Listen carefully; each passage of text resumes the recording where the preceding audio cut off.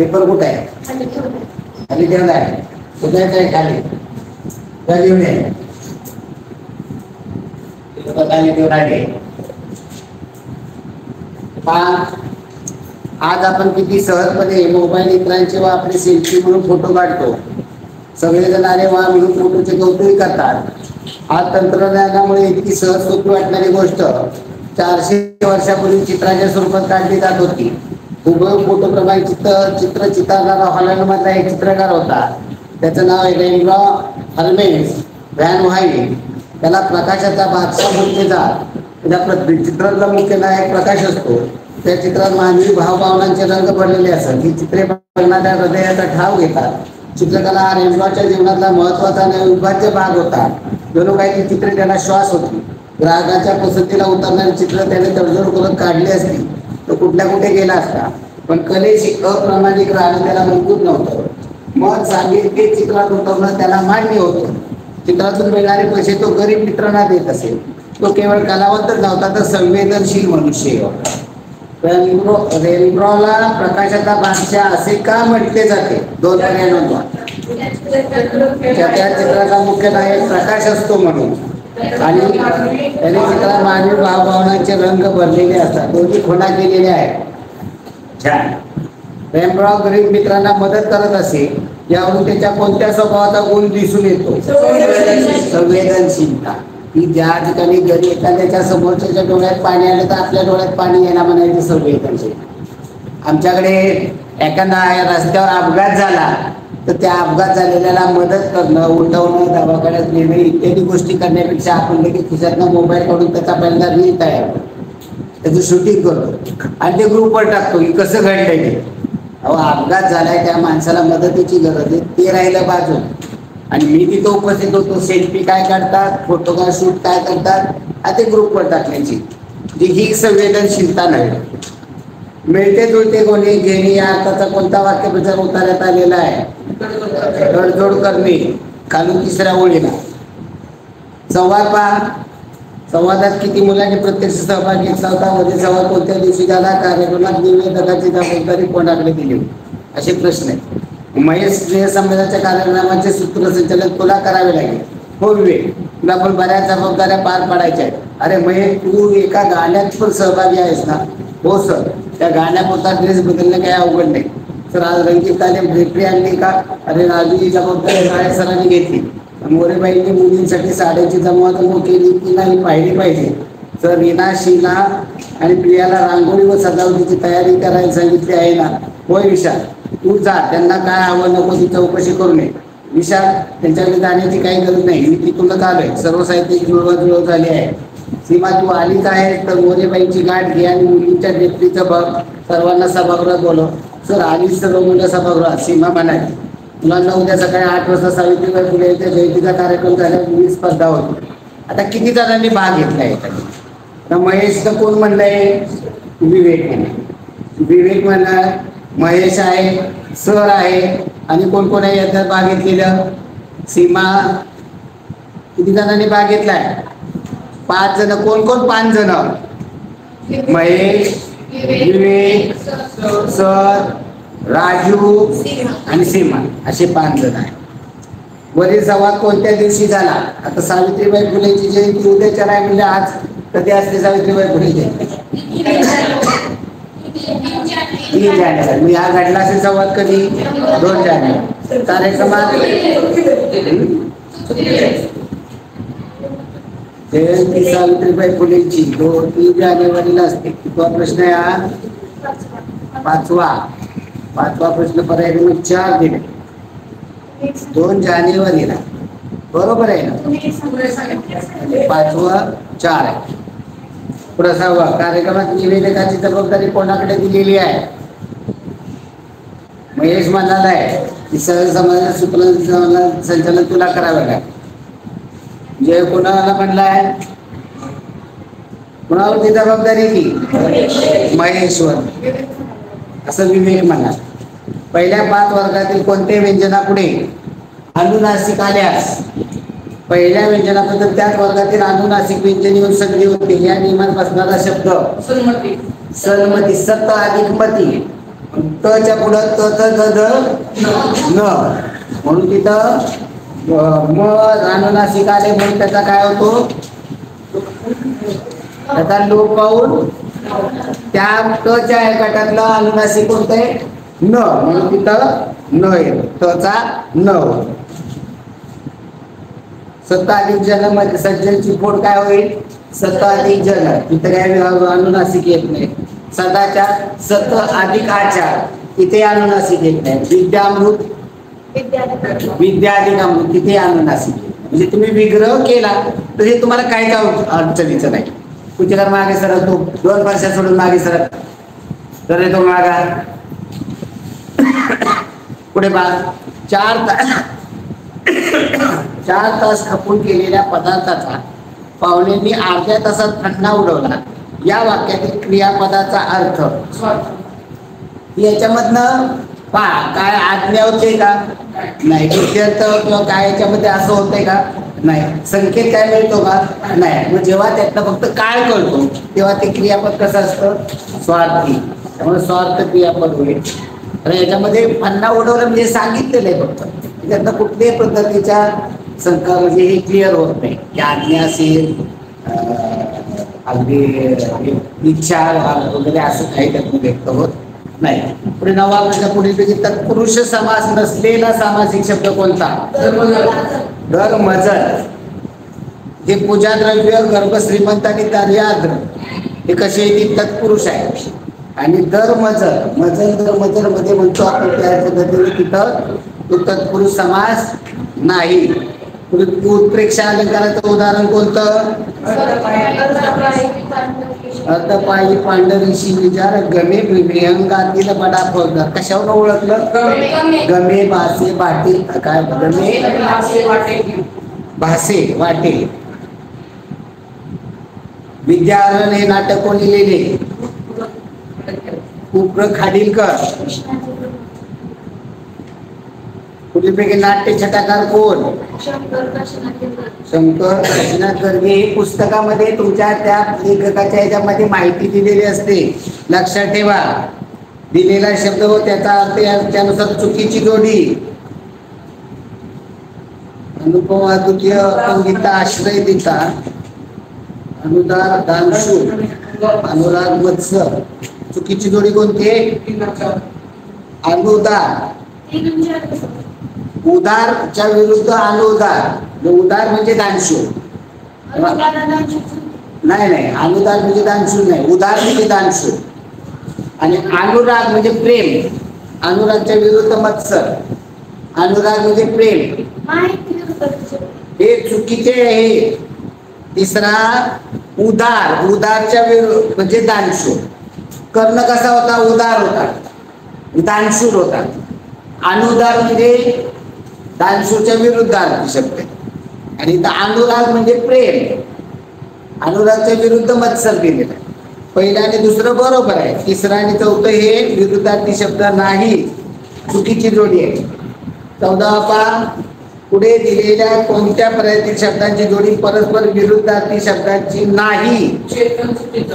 चेतनचं अचेतन पाहिजे, सचेतन नाही. जिथं चेतनच्या विरुद्ध अचेतन पाहिजे. पुढं शब्दातील किती शब्द शुद्ध आहे, कोणकोणते शुद्ध आहेत, गमतीदार, खाजगी, कवयित्री,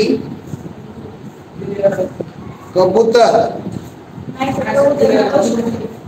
कबूतरला रस्व पाहिजे. ऐहिक, ऐहिक तिथं बरोबर आहे. नियमानुसार म्हटल्यानंतर ऐहिक म्हटल्यानंतर इथं दीर्घ यायला पहिला उच्चार म्हटल्यानंतर पुन्हा रस्व यायला पाहिजे.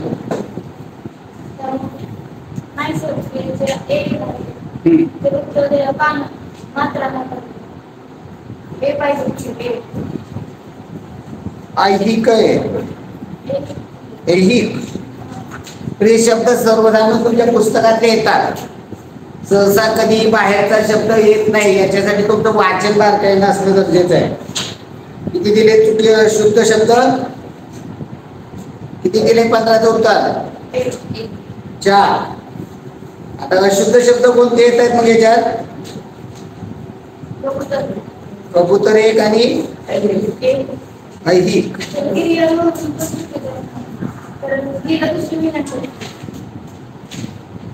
आणि गिर्यारोहण कबूतर एवढे चुकीचे. ऐहिक बरोबर आहे. लपंडावची भाषा या अर्थाचा अलंकारिक शब्द शब्दांची कसरत. 17 वाक्यप्रचाराच्या अर्थानुसार योग्य जोडी ओळखा. योग्य जोडी नजरेत भरणे म्हणजे अतिशय आवडणे. नक्षा उतरणे पराभव होणे, पराभव करणे. नमूद करणे, ध्यानात ठेवणे, नजर असणे, नाही नजर असणे म्हणजे लक्ष असणे. नजरेत भरणे अतिशय आवडणे बरोबर आहे. काय नमूद करणे? नमूद करणे म्हणजे ध्यानात ठेवणे नाही. नमूद करणे म्हणजे सांगणे. ध्यानात ठेवणे कसं आहे? हे नमूद केलं त्यांनी आपल्या पत्रामध्ये किंवा त्यांच्या मुद्द्यांमध्ये. तो मुद्दा पण नमूद केला. हे सांगणे. नशिबवान माणसाला कोणत्याही गोष्टीची उणीव वाटत नाही या अर्थाची म्हण. साखरेचे खाणार त्याला देव देणार. काय दिले 18चं? पुढे कोणी मुंगी या शब्दातील अनुस्वाराचा उच्चार ज्या अनुनासिकानुसार होतो तसा मुंगी अनुस्वार आलेला आहे म त्यांना आलेला शब्द आहे ग. ग कोणत्या गटातला आहे? ग च्या गटाला. ग ग ग ग ग ग ग ग म्हणजे या अनुनासिकाचा उच्चार ग सारखा होतो. इथं सगळीकडे तसंच बघायचं. चिंतामणी अनुस्वार ची वर आल्या त्यानंतर आलेला अक्षर आहे त. च्या गटातला आहे का? त नाही. दुसरा आहे शंख अनुस्वार श वर आहे त्यात आला क. च्या गटातला आहे का? आहे. नंतर तिसरं पंढरपूर अनुस्वार प वर आहे त्यात आला ढ. च्या गटातला आहे का? नाही. चौथं पतंग अनुस्वार त वर आहे त्यात आलेला अक्षर आहे ग. कोणत्या गटातला आहे? क च्या गटात. ज्या अनुस्वारात जे अक्षर आलेले ज्या गटातला आहे त्या गटातल्या अनुनासिकानुसार अनुस्वाराचा उच्चार होतो. इथं फक्त तुम्हाला प्रत्येक शब्द बघायचा आहे. अनुस्वारात आलेला अक्षर कोणत्या गटातले एवढंच फक्त शोधायचं. पुढे पैकी लिंग प्रकारानुसार विसंगत शब्द ओळखा. पहा प्रत्येकाचं लिंग पाहिजे.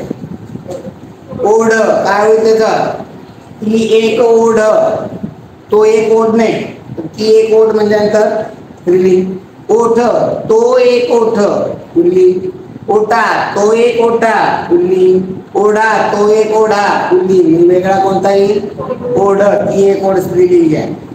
इडलिंबू या नामाचे अनेक वचनी योग्य सामान्य रूप अनेक वचनी. 4 इडलिंबू. इडलिंबूंचे आता इथं अनेक वचनी करायचंय. इडलिंबूंना, इडलिंबूंचे, इडलिंबूंना, इडलिंबूंतून.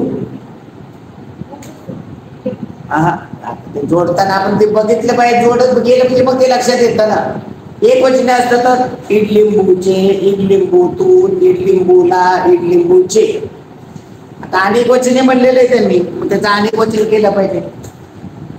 4 इडलिंबूंचे, 4 इडलिंबूंना. इथे हे काढले तर काय होईल?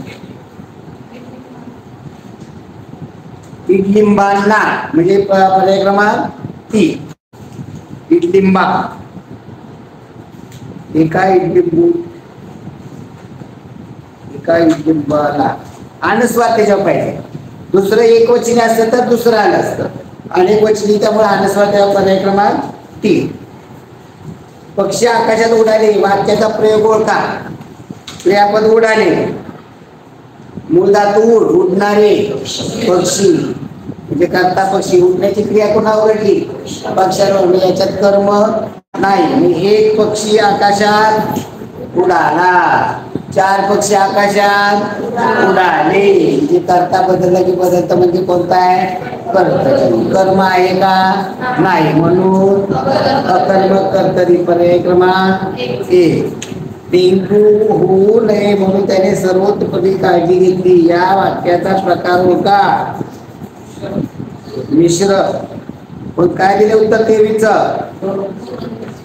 2 मिश्र. हा त्याच्यावरती आता नाही तेवढा वेळ. कित्येकदा मला ते मुंबईला भेटले या वाक्यातील अधोरेखित शब्दाचा क्रिया विशेषण प्रकार. कित्येकदा इथं नाम साधित, सर्वनाम साधित, धातू साधित, अव्यय साधित. कित्येकदा, एकदा, दोनदा, चारदा, पाचदा म्हणजे कित्येकदा.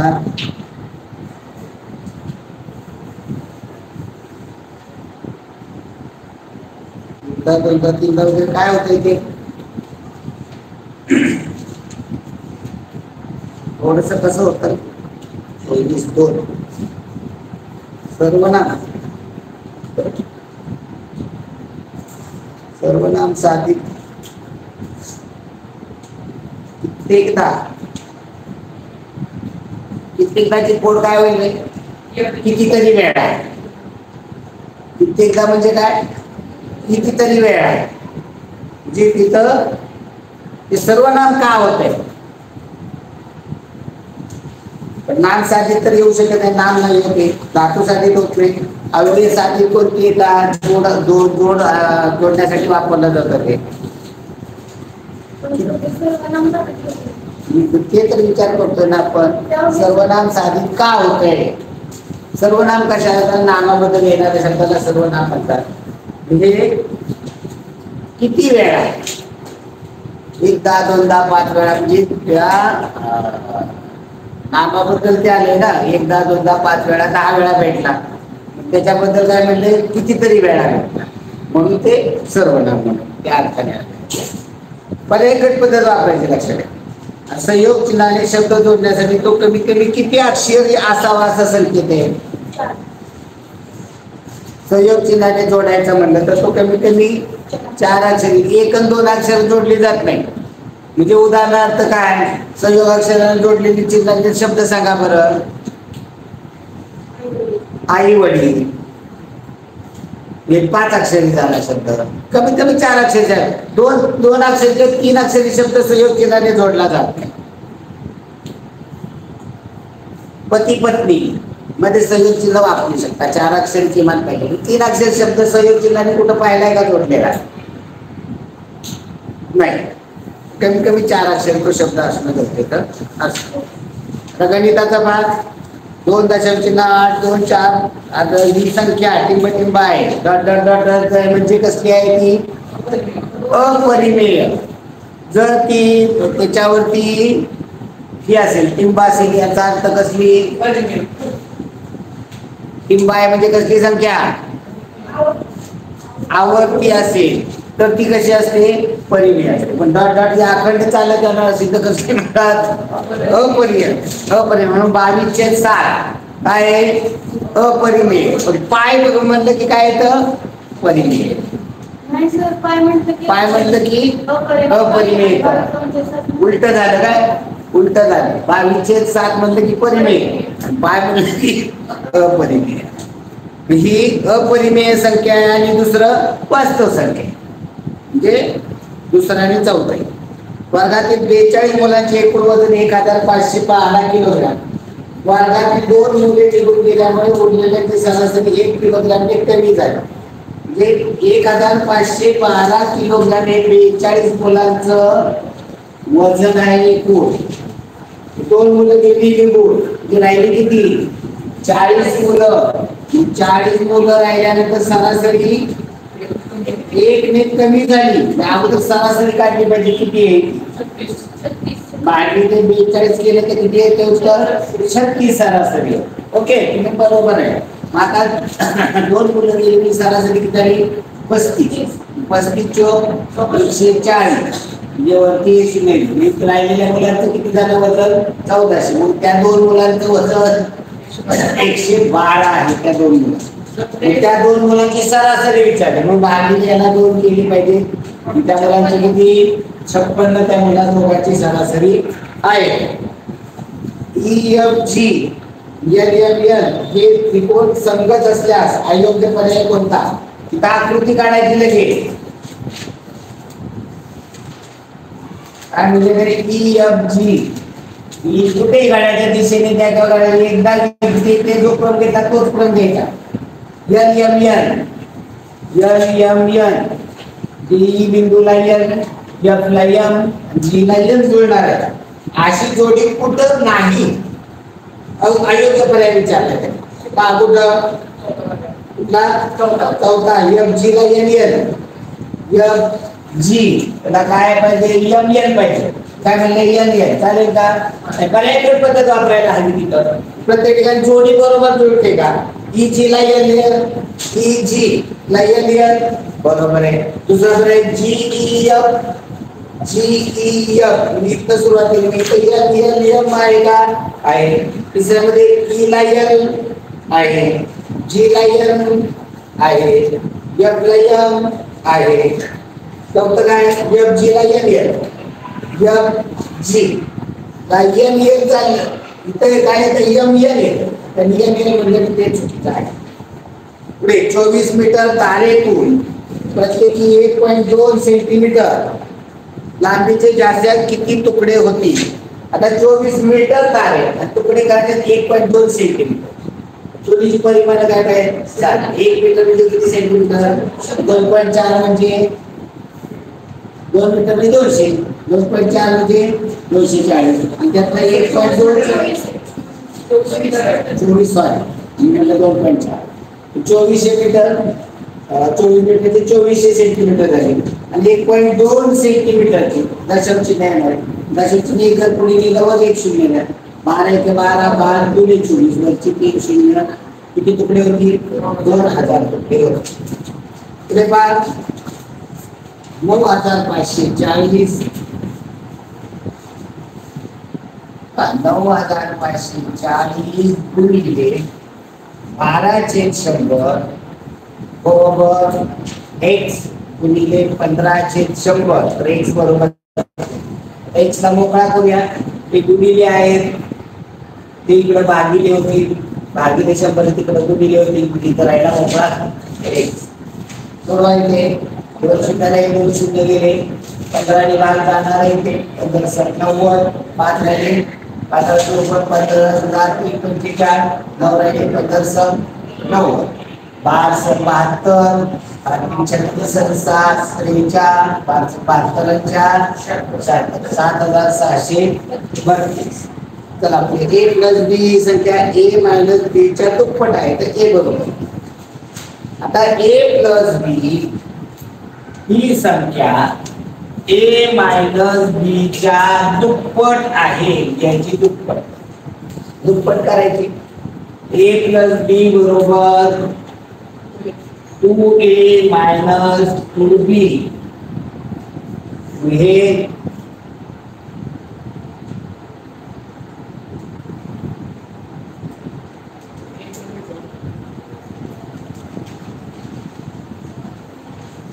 हे तिकडे पाठवूया. 2b इकडे घेऊया. b प्लस 2b बरोबर 2a मायनस a. 2 इकडे गेला a बरोबर 3b. आपल्याला ए बरोबर विचारलेलं आहे. ए बरोबर 3. 2x अधिक 3y अधिक z चा वर्ग वजा 2x वजा 3y अधिक z चा वर्ग. त्याचं सूत्र माहिती आहे का? 2x अधिक 3y अधिक z चा वर्ग वजा 2x वजा 3y अधिक z चा वर्ग. a plus b plus c चा वर्ग बरोबर a square plus b square plus c square plus 2a plus 2bc plus 2ac. हे सूत्र तुम्हाला माहिती. ओके. हे पहिले या सूत्राची इथे मांडणी याचा विस्तार करूया आपण. 2 याचा a वर्ग म्हणजे 4x वर्ग. याचा वर्ग म्हणजे 9y वर्ग. याचा वर्ग म्हणजे z.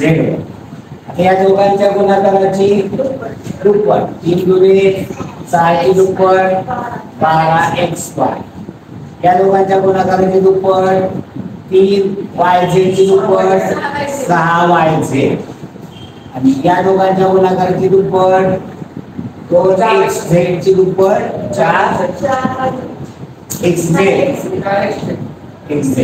आता इथं काय कंस टाकायची गरज नाहीये कारण इथं पुढे कंस टाकायची गरज आहे वजा. आता इथं कंस टाकूया पुन्हा चिन्ह त्या वजाने बदलला. आता a वजा b प्लस c तर याचा वर्ग a square plus b square plus c square minus 2ab minus कसं प्लस येईल कसं प्लस येईल मला सांगेल. या दोघांचा गुणाकार कसा आहे प्लस मायनसचा गुणाकार मायनस येईल. या दोघांचा गुणाकार मायनस येईल.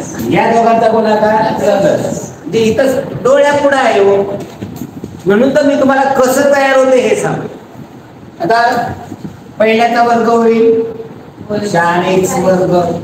आता मायनस 3y चा वर्ग काय होणार अधिकच येणार आहे आधी 9y वर्ग अधिक z वर्ग. आता पहिल्या ती हे अधिक आहे वजाचा गुणाकार काय येणार आहे वजा आहे. या दोघांचा गुणाकार 6xy ची दुप्पट वजा 12xy. या दोघांचा गुणाकार मायनस येणार त्याची दुप्पट 6yz मायनस 6yz आणि पहिल्या आणि तिसऱ्याचा गुणाकार प्लस येणार आहे 2xz ची दुप्पट प्लस 4xz. आता इथं फक्त चिन्ह बदलणार आहे हे आपण लिहून घेऊया 4x वर्ग अधिक 9y वर्ग अधिक z वर्ग अधिक 12xy अधिक 6yz अधिक 4xz. आता वजा अधिक वजा 4x वर्ग वजा अधिक वजा 9y वर्ग किंवा सगळे आतली चिन्हाची उलटी करायची. याला काय नाही अधिक होतं वजा झालं अधिक आहे ते वजा झालं अधिक आहे ते वजा झालं वजा आहे ते अधिक 12xy हे अधिक 6yz त्या आहे ते वजा 4xz. सारखी पद्धत घ्या जवळ प्लस 4x वर्ग मायनस 4x वर्ग कॅन्सल होईल प्लस 9y वर्ग मायनस 9 वर्ग कॅन्सल होईल प्लस z वर्ग मायनस z वर्ग कॅन्सल होईल. ते प्लस 12xy आणि हे पण प्लस 12xy म्हणजे काय होतील 24xy. हे plus 6yz plus 6yz plus 12yz आणि या ठिकाणी प्लस 4xz आणि मायनस 4xz कॅन्सल होईल. उत्तर काय येणार आहे 24xy प्लस 12yz असं आहे का उत्तर. त्यात कॉमन काढलेलं आहे त्यात कॉमन पण काढलेलं असू शकतं. ओके याच्यात आपण तिकडून 12 काढलं कॉमन तर 12 कंसात 2xy 24 12y 12y काढलं तर 2x अधिक y अधिक z असं पण असू शकतं. हे पुढं काय असू शकेल याचा आपण विचार केला पाहिजे. पुढे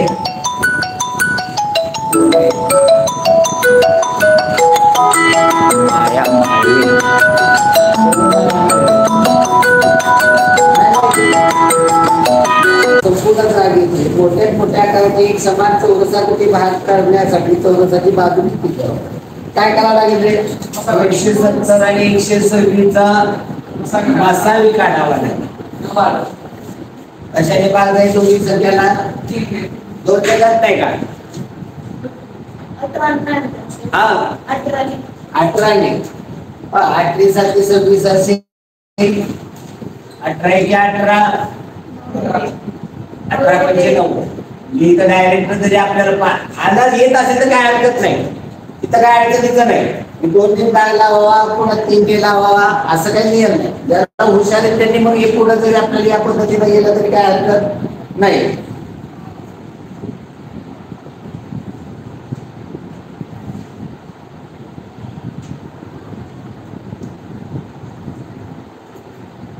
चला पुढे.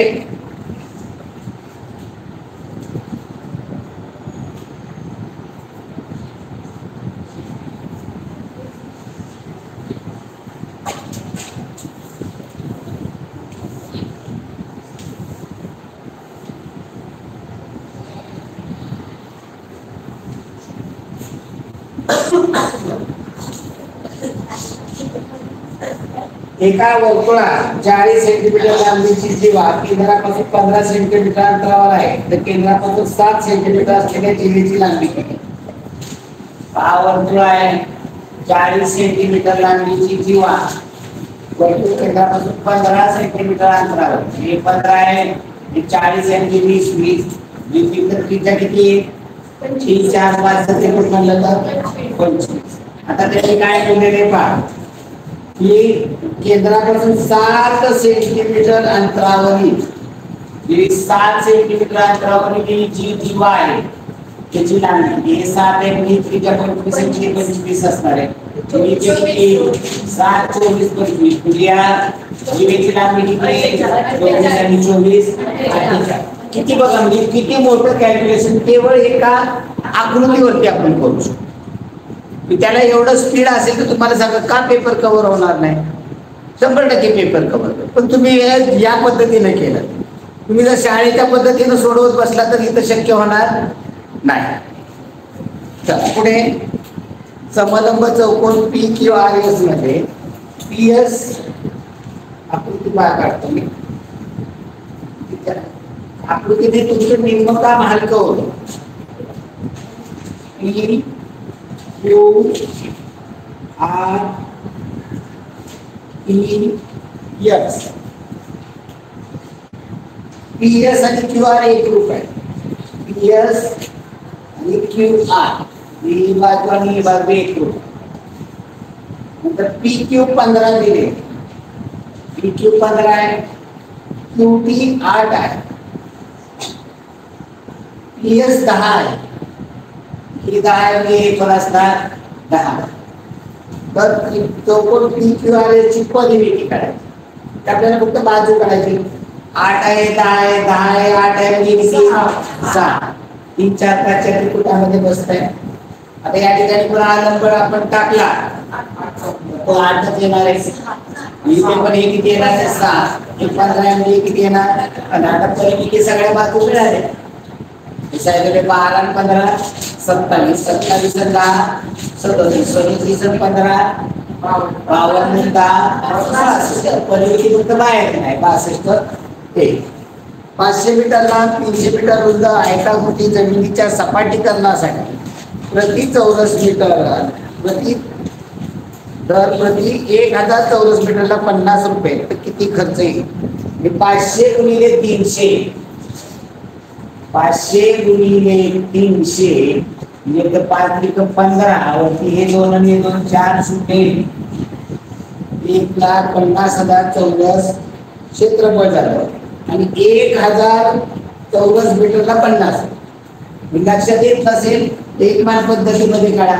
1000 चौरस मीटरला 50 रुपये तर 1,50,000 ला x अंडरनी होईल 1,50,000 आणि 4 शून्य गुणिले 50 भागिले 1000. एक शून्य हे 2 शून्य गेले. 1,500 गुणिले 5 7,500 40,000 रुपये रकमेचे दर संदर्शेला 5 दराने 3 वर्षाची चक्रवाढ व्याज हे सरळ व्याजापेक्षा किती रुपयांनी आले असेल? चक्रवाढ व्याज पण काढायचे, सरळ व्याज पण काढायचे. चक्रवाढ व्याजाचं काय सूत्र आहे? n equal to p into bracket 1 plus r upon 100 base to n. Principal आहे 40,000 गुणिले 1 प्लस रेट किती 5 बेरीज काय होईल 105 1 100. त्याला संक्षिप्त रूप दिलं तर 21/20 किती वर्ष 3 वर्ष. 21/20 3 वेळा मान 1 2 3 0 3 0 घालवा 2 ने घालवा 20 या 2 ने घालवा 10 या दोन घालवा 5. 21 चा घन किती येतो? 21 चा वर्ग 441. 5 गुणिले 21 गुणिले 441. 441 गुणिले 21 करा 9261. दोना 5 ने पण गुणाकार करून सांगितलं का? त्याला 5 ने गुणायचंय. गुणिले 5 केलं 46,305. 40,000 रुपये प्रिन्सिपल काढलं तर 6,305 रुपये काय काय 3 वर्षाचं चक्रवाढ. आणि आता सरळ व्याज काढायचे. सरळ व्याज बरोबर मुद्दल गुणिले दर गुणिले कालावधी भागिले 100. 2 शून्याला 2 शून्य गेले 425 2000 गुणिले 3 6,000 रुपये सरळ व्याज येते. यातला फरक किती येणार आहे? 105. काय दिसत नाही? कुठलं दिसत नाही?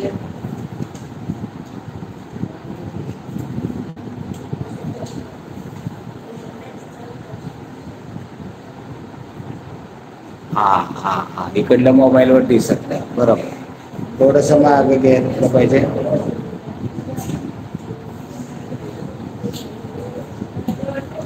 आता दिसतंय का? ओके. आता हे बोलायला पाहिजे ना त्यांनी ऑनलाईन वर. इथे काय होतं ना 15 सेंटीमीटर 40 सेंटीमीटरची जीवा आहे. वर्तुळकेंद्रामध्ये 15 सेंटीमीटर होती. तर त्रिज्या याच्यावर 3 4 5 च्या फुटामध्ये म्हटलं त्रिज्या 25 आली. हे जीवा वर्तुळकेंद्रापासून 7 सेंटीमीटर तर त्या जीवेची लांबी 7 ही तुमच्या 25 आहे. 7 24 25 इथे 24 आले. संपूर्ण जीवेची लांबी 24 24 48 आली. आणि इथे समलंब चौकोन होता. इथे 15 या दोन बाजूने एकूण टाकलं होतं. ही 8 देते. 8 10 जर त्रिपुटामध्ये म्हटलं 3 4 5 च्या त्रिपुटामध्ये 6 येईल. इकडे पण 8च. इथे लंब आपण टाकायचा आहे. हे 10 हे 8 हे 6 आहे. हे 15 हे 15 आणि याची परिमिती विचारली. परिमिती काढली. चला पुढे 16x वर्ग अधिक 30x y अधिक 9y वर्ग अधिक 9x वर्ग याला डिवाइड आहे 5x अधिक 3y. दुसऱ्या कंसामध्ये आहे 5x वजा 3y. आता याच्यामध्ये कॉमन काढता येते का बघा.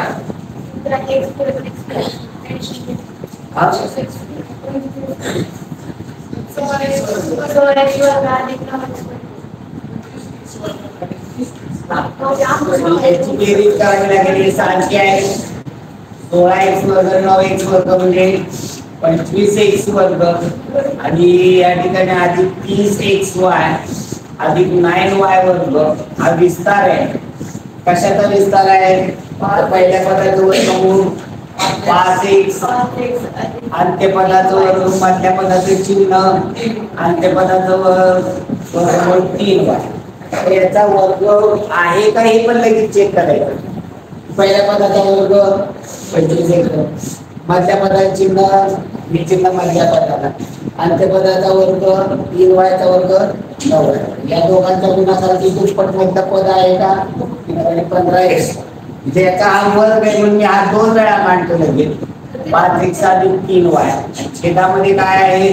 5x अधिक 3y वजा 5x वजा 3 सॉरी दुसऱ्या बाजूला 5x वजा 3 हे कॅन्सल होईल. उत्तर येणार आहे 5x अधिक 3y छेदात 5x वजा 3y.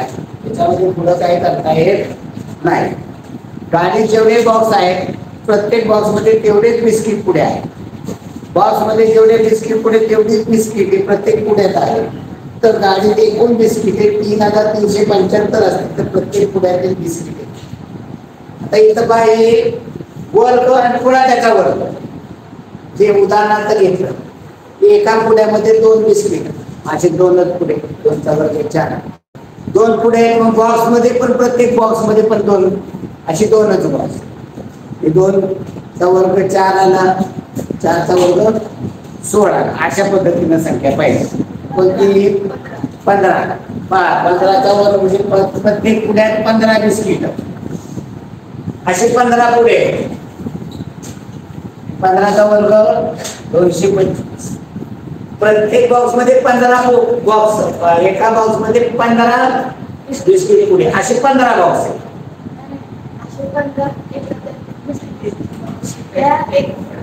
15 बॉक्समध्ये 15 बिस्किट पुढे, 15 बिस्किटांमध्ये 15 बिस्किट.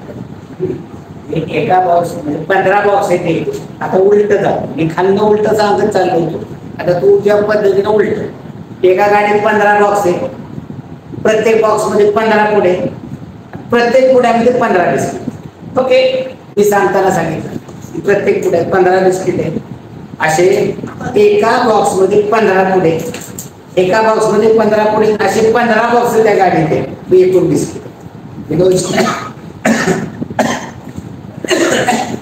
एका बिस्किट मध्ये, एका बॉक्स मध्ये 15, एका पुढ्यामध्ये 15 बिस्किट, असे 15 पुढे एका बॉक्स.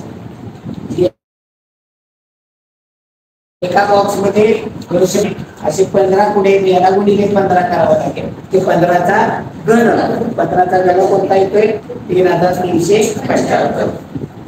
ओ केंद्र असलेल्या वर्तुळात पायथं आकृती काढू आपण. ही चक्रीय चौकोन आहे, त्या ठिकाणी दिलेला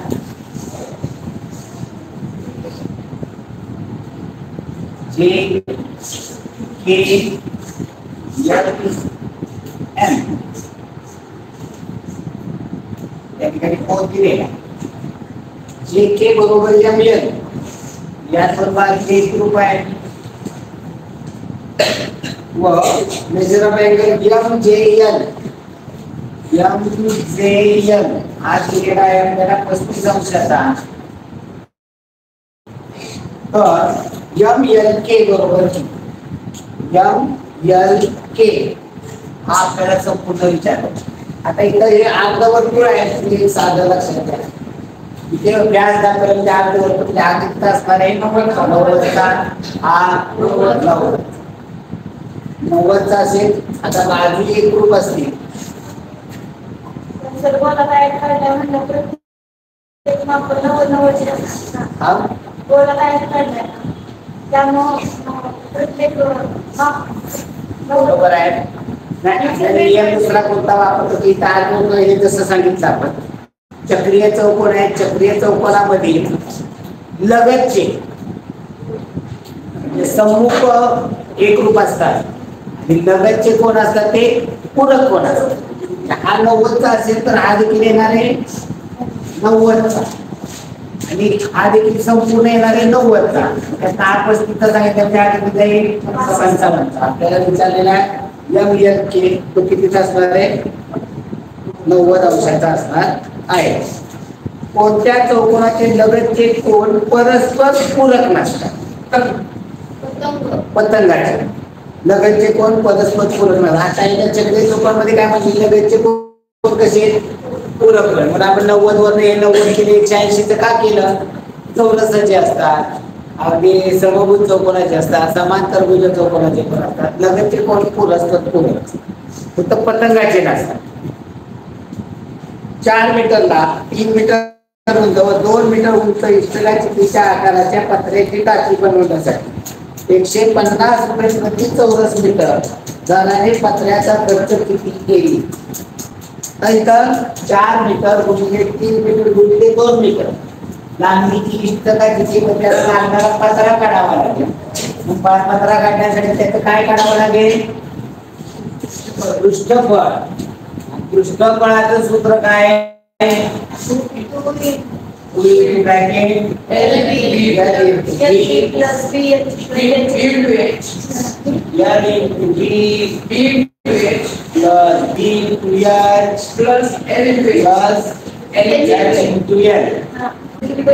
दोन 3 4 आहे, 4 3 2 आहे.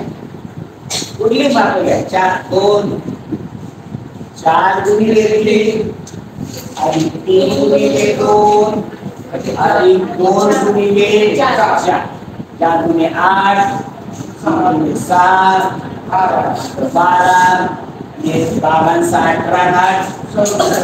52 तेवढ्याच पत्र लागणार आहे. प्रति मीटर 150 रुपये खर्च आहे. याला गुणिले 150 करा. शून्य काढून टाका.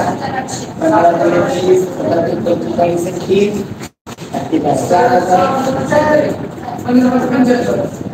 everybody पाहिजे तर मी नाही करणार. लक्ष आहे असं लक्ष असलं पाहिजे. त्याला पुढे 56,000 रुपयास विकलेल्या मोटरसायकल मध्ये विक्रीच्या 1/7 तोटा होतो. तो शेकडा तोटा नाही. आता 1/7 तोटा याच्यावर समजून घ्या. विक्री 7 रुपये असेल तर तोटा 1 रुपये. 1 म्हणजे खरेदी किती असणार आहे मागे लक्षात घ्या. विक्री 7 रुपये तोटा 1 रुपये खरेदी 8. ओके हे तुम्हाला लक्षात. आपल्याला काय म्हणजे 56,000 रुपये विकलेली आहे. हे 7 भाग दिलेला आहे. 56 7 भाग बरोबर 56,000. 1 भाग बरोबर 8,000 रुपये काय झाला तोटा झालेला आहे. की त्याची खरेदी किंमत किती 56,64. 64,000 रुपयाला 8,000 रुपये तुम्हाला तोटा आहे. 100 रुपयाला किती तोटा बरोबर काय शेकडा तोटा बरोबर तोटा गुणिले 100 भागिले खरेदी किंमत. म्हणजे तोटा 8,000 गुणिले 100 भागिले खरेदी किंमत 64,000. 2 शून्य घालवा. इकडे 1 शून्य घालवा. 8 1 8 8 8 64 आणि 8 मिळालं तर 12.5% तोटा 12.5%. पर्याय क्रमांक 1 आणि पर्याय क्रमांक 4 पर्याय गट पद्धतीने ते नाही चालत. दोन्ही पर्याय सारखेच आहे. P+9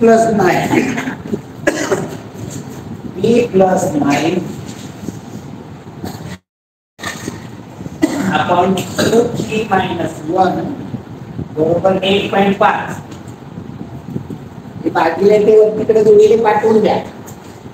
P+9 बरोबर 1.5 गुणिले 2P-1 गुणाकार करा. P+9 बरोबर 0.3P वजा 1.5. हे P आहे तिकडे पाठवा. हे वजा 1.5 तिकडे घ्या. 9 अधिक 1.5 बरोबर 3P वजा P. हे 2P बरोबर 6.5. P बरोबर 5.25. काय 4P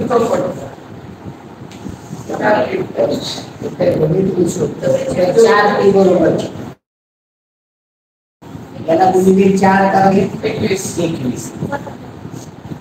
पुढे 2A वजा 1/5A 4A² + 2/P + 1/25A वजा बरोबर किती.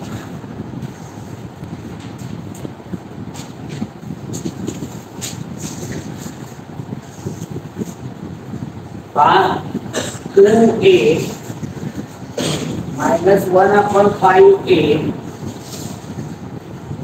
इकडे दिलेला आहे 4A² याचा वर्ग दिसतोय प्लस 2/5 प्लस 1/25A².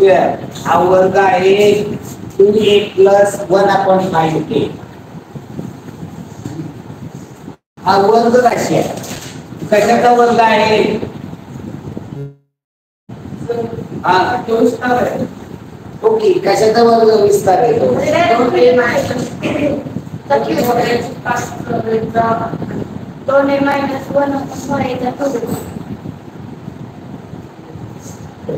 गुणाकार करा. काय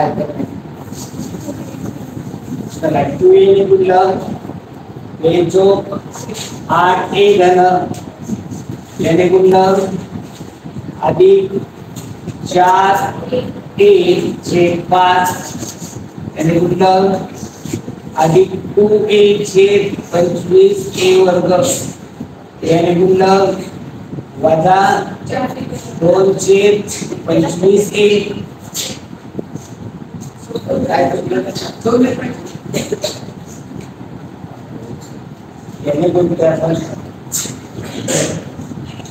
याने गुणलं 4a² आपण 5 याने गुणलं वजा 2 नुसते 2 छेदात 25a याने गुणलं वजा 1/125 a घन. ओके याच्यामध्ये सोडवावं लागेल. कॅन्सल. कॅन्सल 4a + 5 तर स्क्वेअर राहिले 4a स्क्वेअर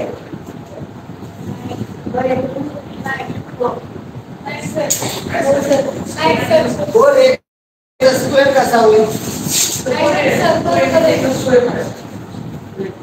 कॅन्सल कुठं होते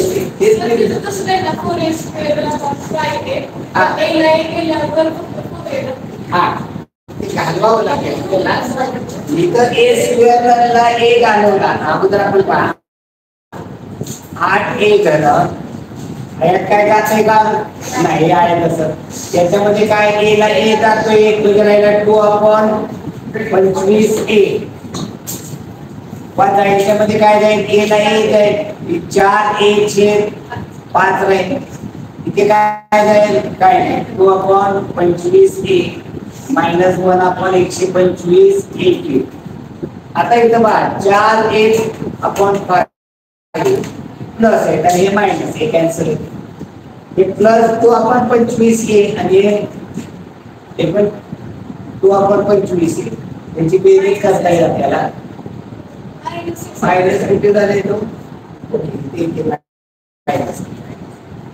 हे पण कॅन्सल होते वर राहणार आहे काय 8a घन वजा 1/125a तर हे होतं 1 सलग 7 मूळ संख्येची सरासरी 53 आहे तर त्या संख्येची सर्वात लहान व सर्वात मोठ्या संख्येतील फरक त्याला कोणती मूळ संख्या क्लुप्ती काय आहे का नाही आपल्याला ते करावंच पाहिजे. मूळ 7 मूळ संख्येची सरासरी 53 7 संख्येची अंदाजे तुम्हाला तिथं मानावी लागेल सर्व 53 मधली संख्या धरली अंदाजे धरली 53 नंतर कोणती असेल 59 61 अगोदरच्या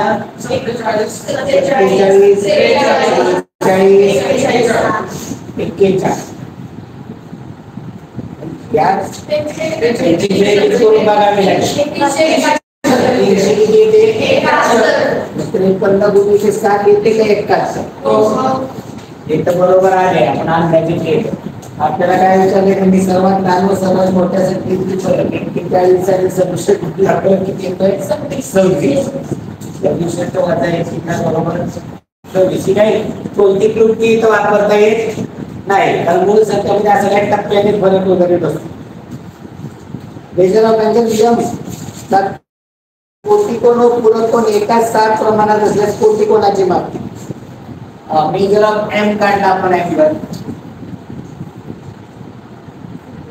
याचा कोटिकोण आणि पूरक कोण हा कोटिकोण आणि हा त्याचा पूरक कोण याचा गुणोत्तर एकाच 7 आहे जे या हा येणारे 90 वजा m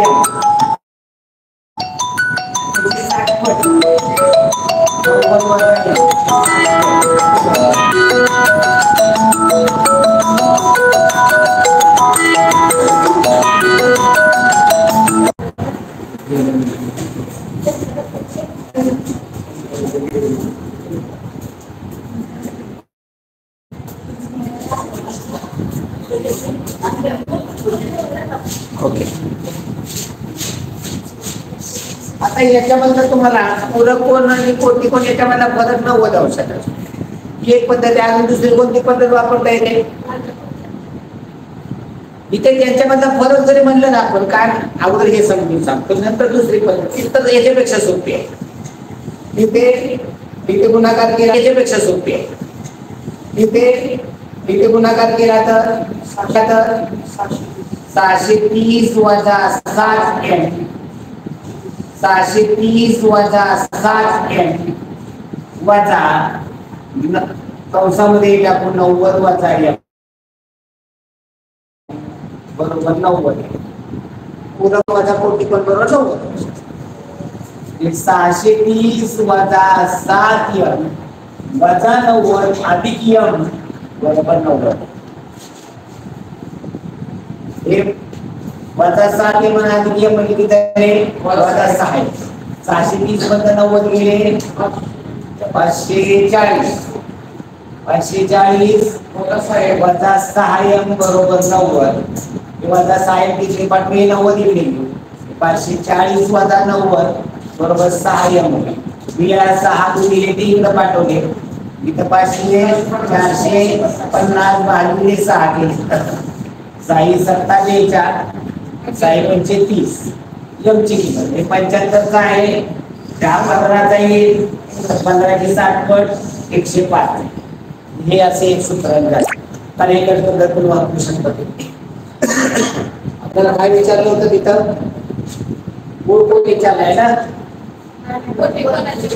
कोटी कोणाचे 15 आता इथे यांचं गुणोत्तर सांगितलं होतं तुम्हाला एकाच 7 हा एक्स मानला तर हा येणार आहे 7x इथं तुम्हाला कळायला पाहिजे 7x वजा x बरोबर 90 7x बरोबर वजा x बरोबर 90 7x मध्ये x गेला 6x बरोबर 90 x बरोबर 90 भागिले 6 गेले 15 हा काय म्हणलाय रे x कोटी 15 चालू वेळे एवढं सोपं पण आपण ते समजून घेतलं तर लक्षात येईल चला पुढे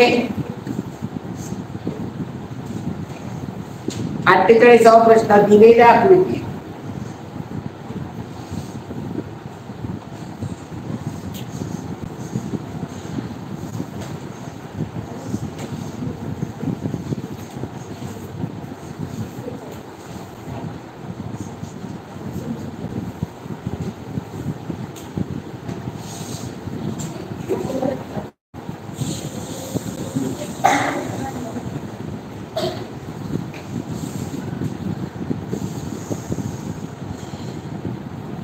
कुणाचं नाक वळवळ करायला लागले हीच की कुणाचं नाक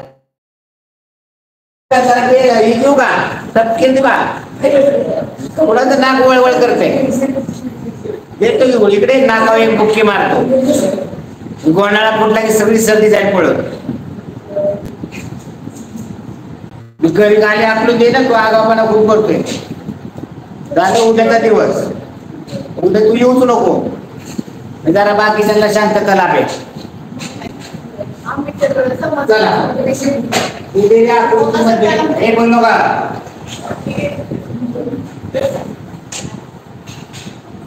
या ठिकाणी हा कोणती दिलाय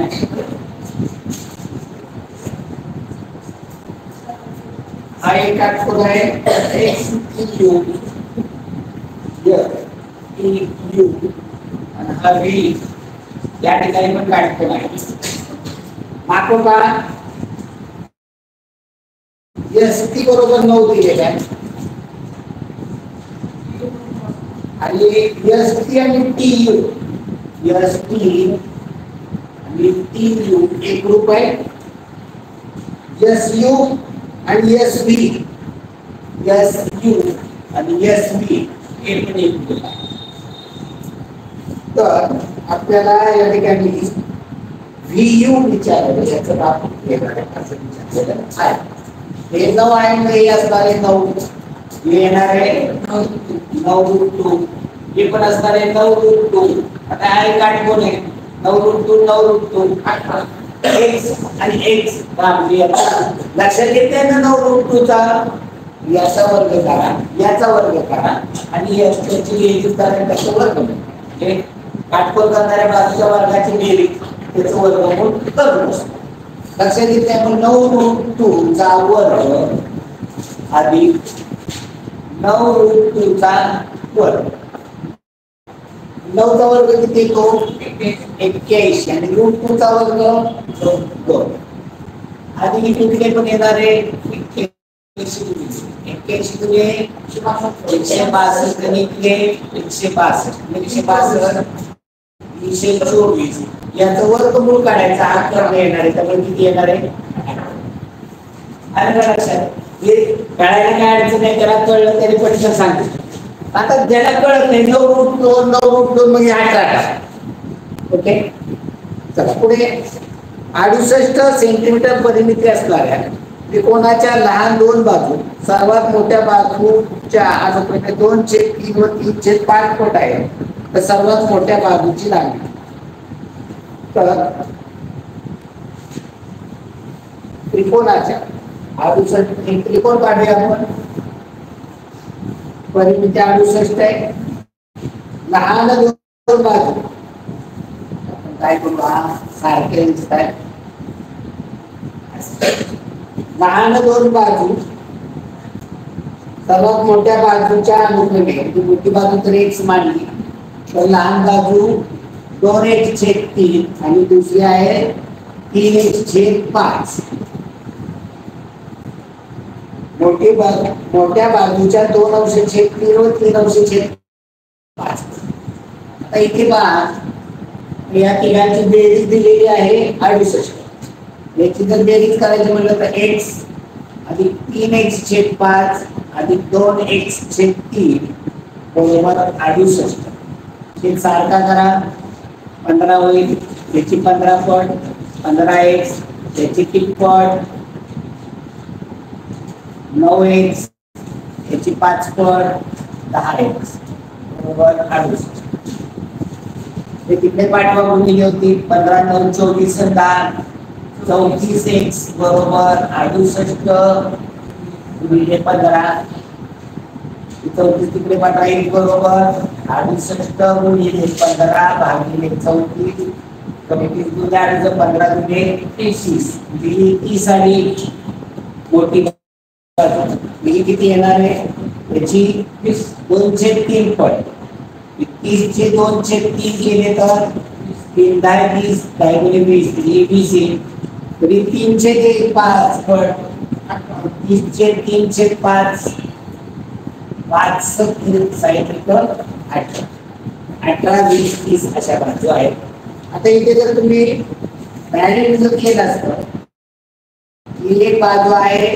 2/3 पट दुसरी बाजू आहे 3/5 पट याचा नसता जर इथे तुम्ही काढला असता किती आलं असतं 15 मी तर याच्या 15 जण तिकडून घेतलं याची काय होणार आहे 5 पट 10/15 आणि याची 5 पट 3 पट 9/15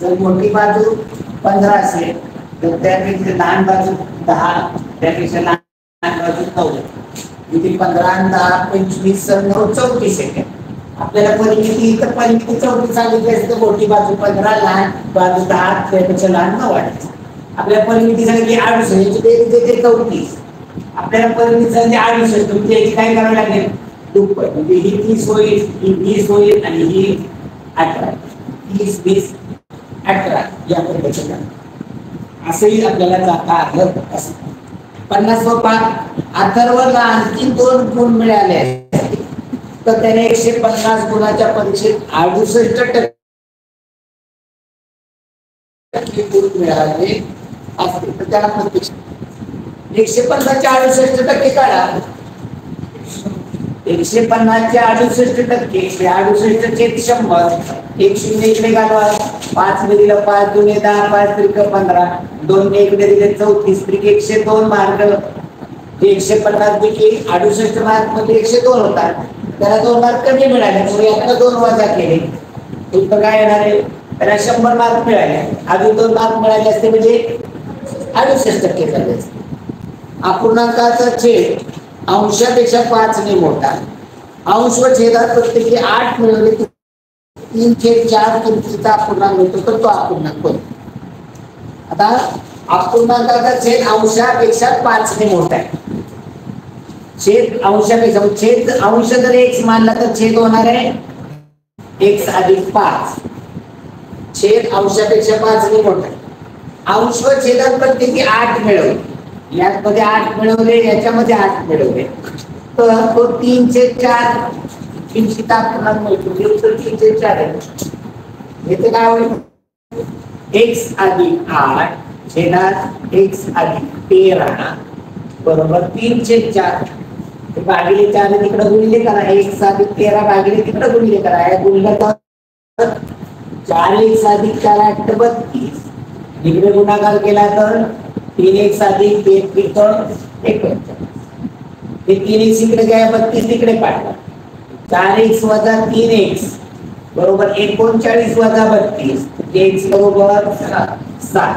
तिचे मूळ अपूर्णांक 7 आणि छेदामध्ये अधिक 5 म्हणजे 12.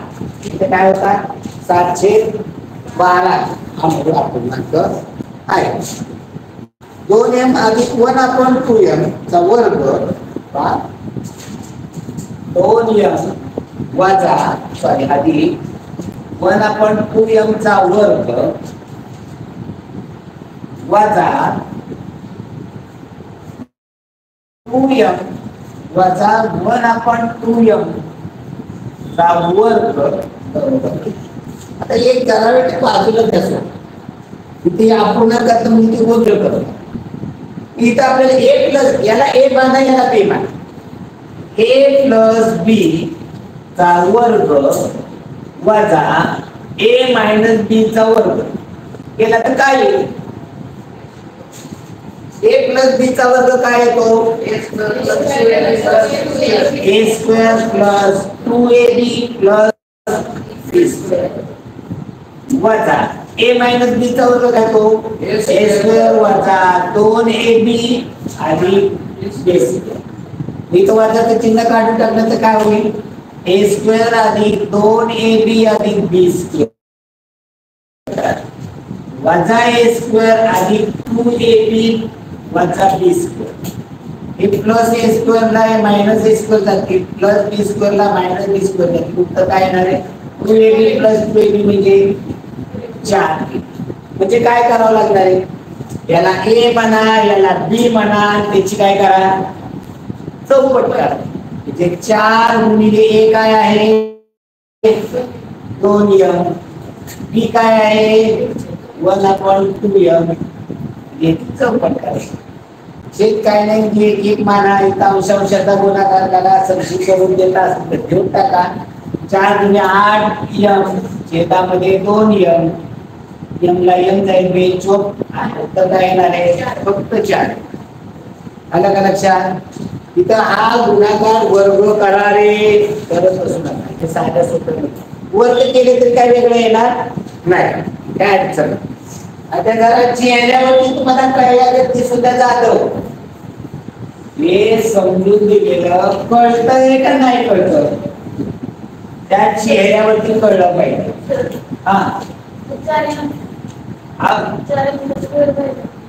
कुठला 4 स्क्वेअर? इथं काय उत्तर आलं बघ? 4ab बरोबर नाही? 4 a ची किंमत काय? 2. b ची किंमत काय? 1/2m. अहो हे सोडवल्यानंतर उत्तर आले a प्लस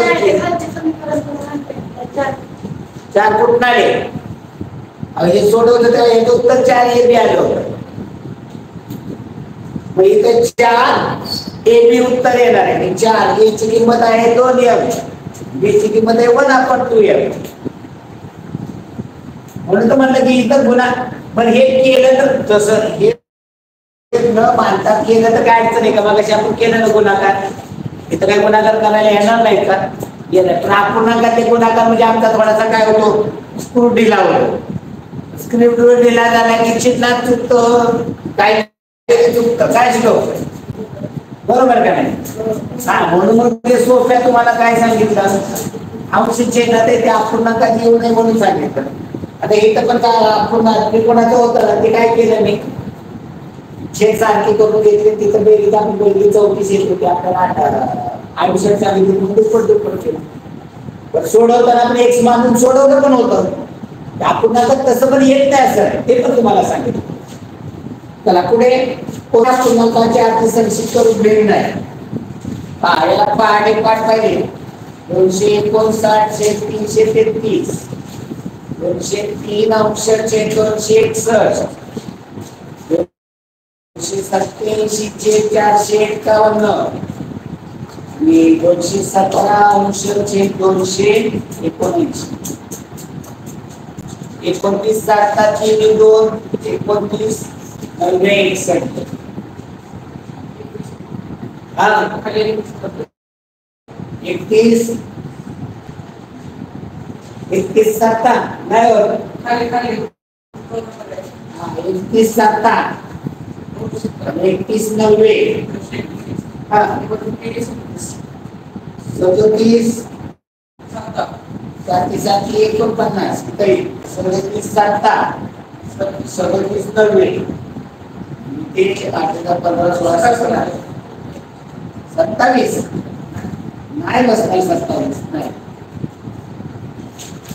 8 15 पहिले कृती असते याच्या फरक याच्यामधला अंश छेदामधला त्याच्या फरकाचे 72 टक्के भाग 11 7 गेले 4 15 9 गेले 6 4 3 गेले 164 आजच्या काळात 7 येतात का 41 याचा फरक गेला तर 4 भागिले 41 आहे 41 7 आणि 41 10 410 अधिक 41 इथं लक्षात ठेवायची जेव्हा अपूर्णांकाला तुम्हाला जेव्हा अंश छेदामध्ये हे करायचं असतं संक्षिप्त करून द्यायचं असतं तर अंश छेदामधला फरक काढायचा. आता इथं फरक किती येते बघा रे 259 आणि 333 मधला 33 आणि 41 33 आणि 41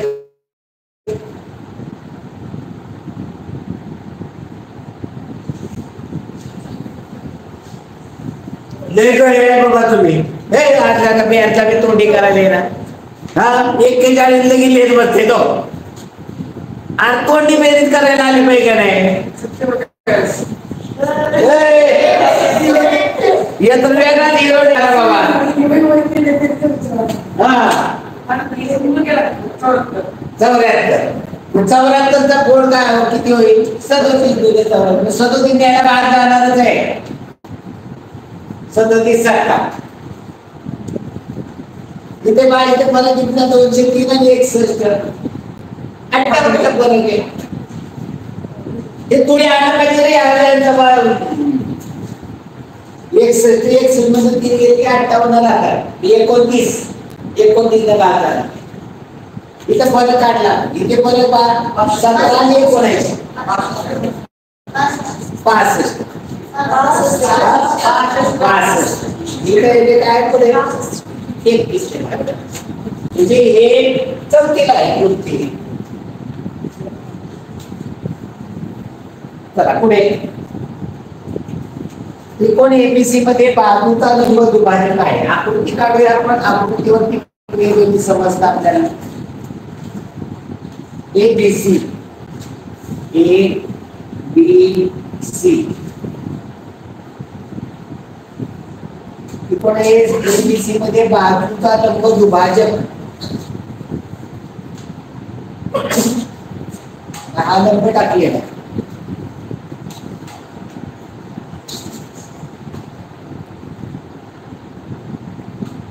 कोण दुभाजक आहे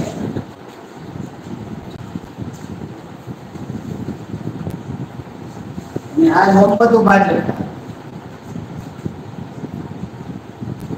ही बाजू एक ग्रुप आहे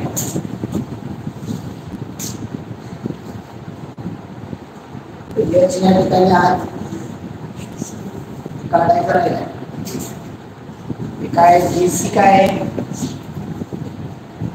BC काय आणि मध्यभाग असू शकते ते इकडून दाखवलेले एवढेच फक्त एबीसी मध्ये बाजूचा लंब दुभाजक कोणता याच्यामधला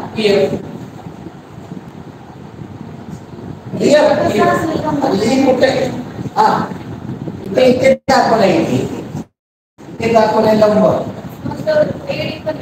कुठला एडी लंब नाही तो शिरोलंब आहे शिरोबिंदूतून समोरच्या बाजूवर टाकलेला लंब याला म्हणतात शिरोलंब आता इथं समोरच्या बाजूचा मध्य आणि शिरोबिंदू याला जोडला याला म्हणतात मध्यगाठ आणि हा आहे तो कोण दुभाजक हा जो आहे ना त्याला म्हणायचं कोण दुभाजक कोण कोणाचे दोन भाग करतो आणि मध्यबिंदूतून टाकलेला लंब हा याला म्हणायचं लंब दुभाजक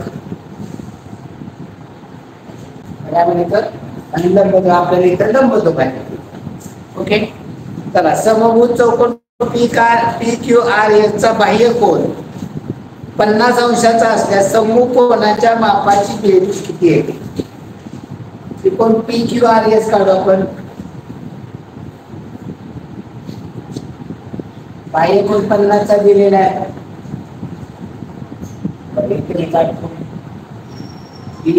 PQRS याचा बाह्य कोन 50 चा दिलेला आहे त्यानंतर कोण किती देणार आहे 130 तर समूह कोनाच्या मापाची बेरीज किती येते चौकोनाच्या समूह कोण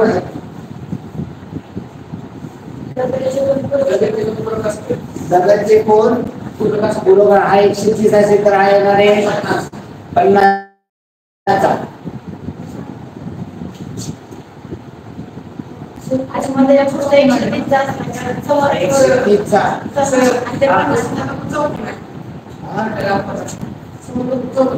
समभुज चौकोन म्हणलेलं आहे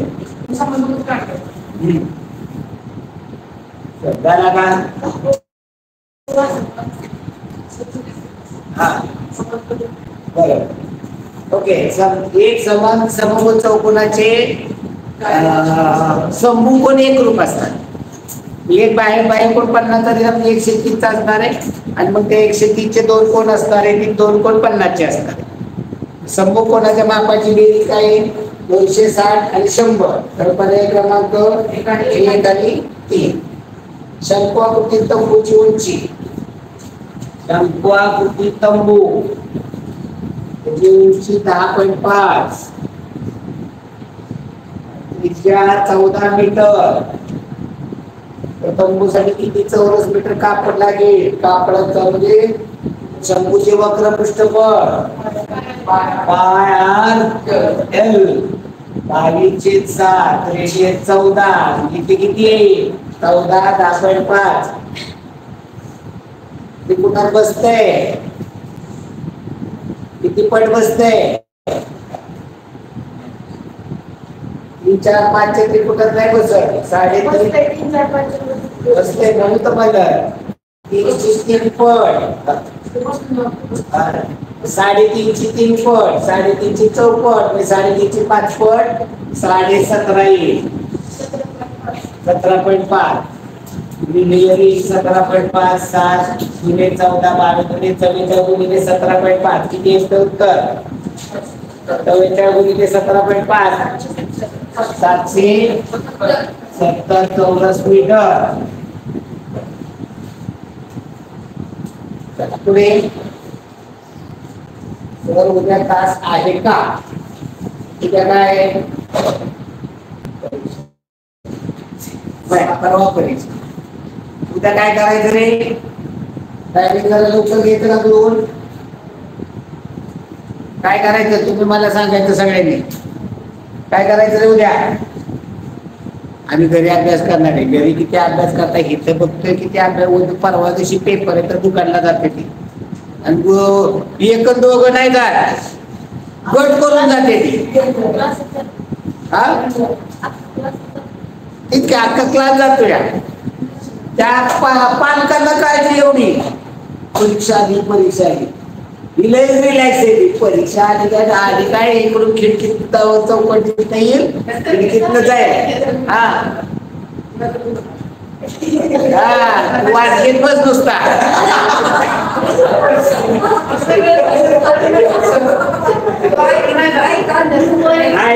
खातो ना मागून घेतो ना तुझ्याकडनं नाही वेळ आणायला सांगतो श्रीपतला पैसे तीच की काय बोला तुला काय आणायचं ते आण.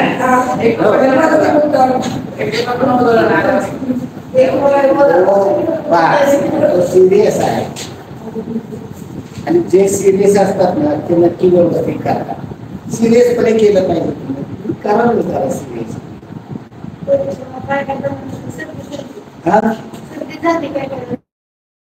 सर्दी झाली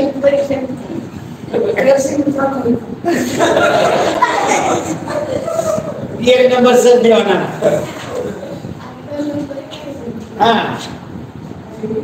चला शेव या पुढं आजचा उद्याचा बघू आपण टाइम टेबल काय करायचं ते. 7:05 लॅपटॉपच्या विक्रीतून 6.5% नफा मिळवणारा दुकानदार 975 रुपये नफा मिळवतो तर आणखी 225 वाढून घेतले तर किती टक्के नफा मिळवणार. 6.5% म्हणजे 975.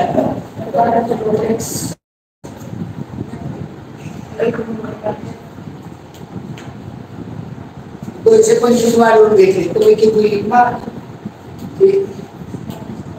या 225 वाढवले तर किती झाले 1200 म्हणजे किती टक्के.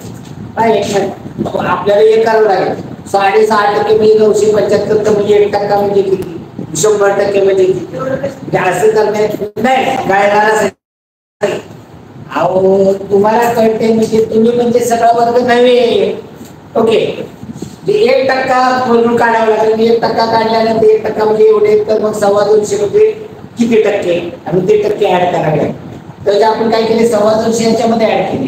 975 म्हणजे 6.5% या 225 ऍड केले 1200 म्हणजे किती. मांडणी काय होईल x बरोबर 1200 गुणिले 6.5 भागिले 975. तर आता ते भाग आहे 13 25 ने जाणार नाही का. 25 3 75 22 आहे 25 नव्हे 25 2 25 चोक 100 25 8 200 13 ने 5 3 ने लावलं 0.5 ओके 7.5 ओके. चला एक शून्य अजून देऊया आपण. चला इथं 10 राहिले 16 85 80 भागिले 10 म्हणजे 8%. ओके 8%.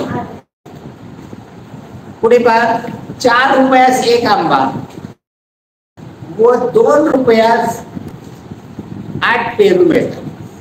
20 रुपयास 20 फळे घेतली तर पेरूपेक्षा आंबे किती कमी मिळतील. काय म्हणजे 4 रुपयास एक आंबा आणि 2 रुपयास 8 पेरू 20 रुपयास 20 फळे घेतली ते तरी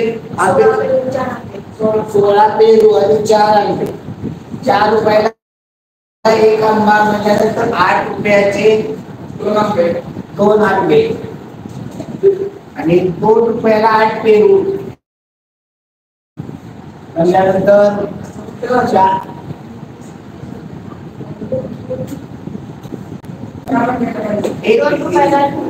2 रुपयाचे 8 पेरू इथे तर 10 रुपयात 10 आले. 4 रुपयाला एक आंबा ना 2 आंबे घेतले 8 रुपयाचे 2 रुपयाला 8 पेरू 2 रुपयाला 8 पेरू मग 2 रुपयाचे 8 पेरू घेतले म्हणजे किती झाले 10 रुपयात तुम्हाला 10 वस्तू मिळाल्या. आपल्याला 20 रुपयात 20 रुपये घ्यायची काय केली पाहिजे दुप्पट केले पाहिजे. 4 आंबे आणि 16 पेरू 4 आंबे झाले 16 रुपये आणि 16 पेरूचे झाले 4 म्हणजे 20 रुपयामध्ये 20 फळं येतात. आपल्याला काय विचारलंय की आंबे किती कमी मिळाले, पेरूपेक्षा आंबे किती मिळाले, 16 वजा 4 12 कमी. 777 777 या मालिकेत पहिल्या 10 संख्या घेऊन त्याचा गुणाकार केल्यात एक साली 10 संख्या 10 वेळा 7 मांडा पडतात. 1 2 एक स्थानी विचारलाय आपल्याला, इथं फक्त एक स्थान आहे. 10 वेळा 7 मला 3 4 5 6 7 8 9 10. हा गुणाकार केला एक स्थानी काय येईल 9. हा गुणाकार केला 9 7 63 एक स्थानी काय येईल 3.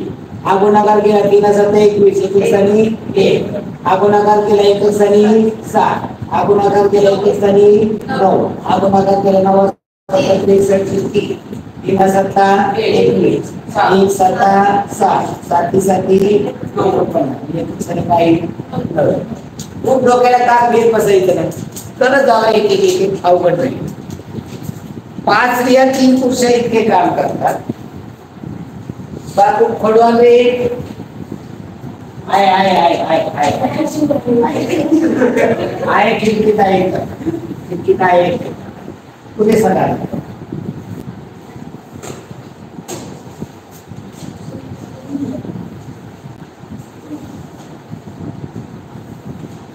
5 स्त्रिया 3 पुरुष इतके काम करतात. 5 स्त्रिया बरोबर 3 पुरुष.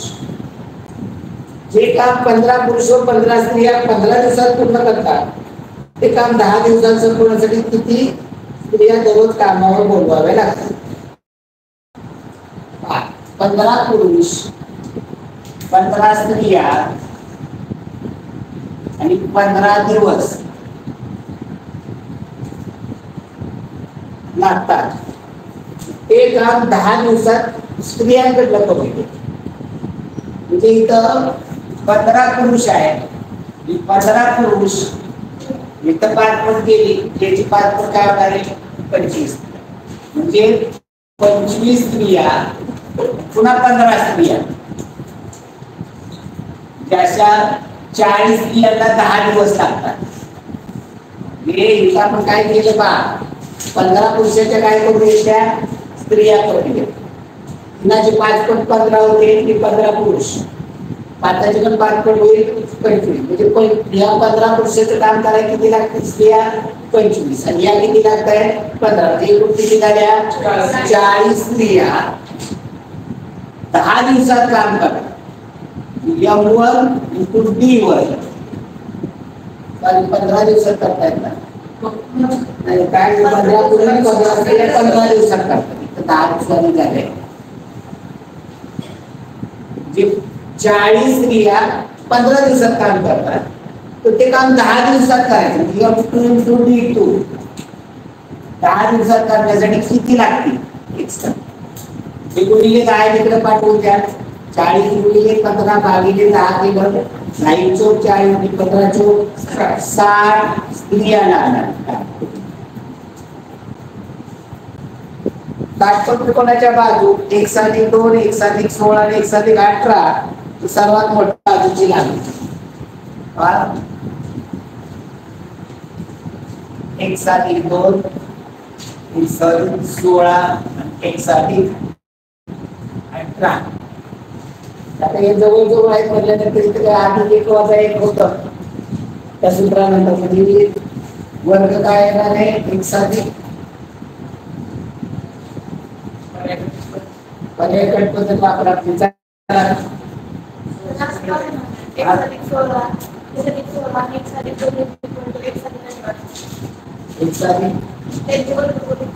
करावे लागतील आपल्याला पाहिजे. आपल्याला साधी सोपी आहे ना आपल्याला सर्वात मोठ्या बाजूची लांबी किती इथं पर्याय पद्धत वापरायला 36 34 15 कोणतं बसतंय 26 26 24 5 बरोबर ना 10 5 5 इथं पण त्याची किंमत 8 अधिक 2 8 त्रिकोण 10 8 16 24 नेक्स्टची किंमत किती येते? नेक्स्टची किंमत 8 येते. आपल्याला मोठी बाजू विचारली 26. पुढे पहा, संपूर्ण आकृतीचे क्षेत्रफळ काढायचे. वर्तुळ दिलेलं आहे, काय केलेलं आहे बाहेर का काढले?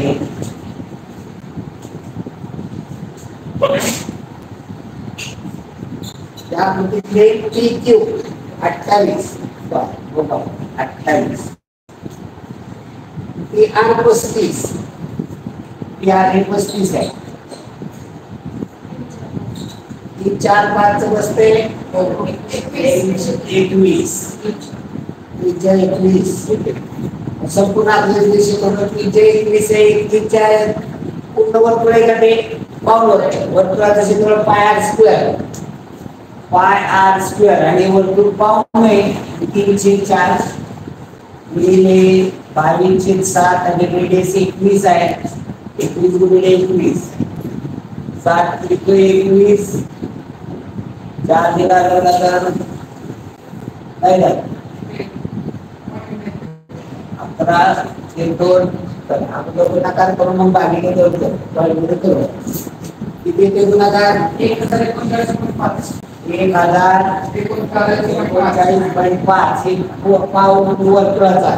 त्याच्यात 1/2 लांबी पाया गुणिले उंची 28 गुणिले 21 14 गुणिले 21 काय येते?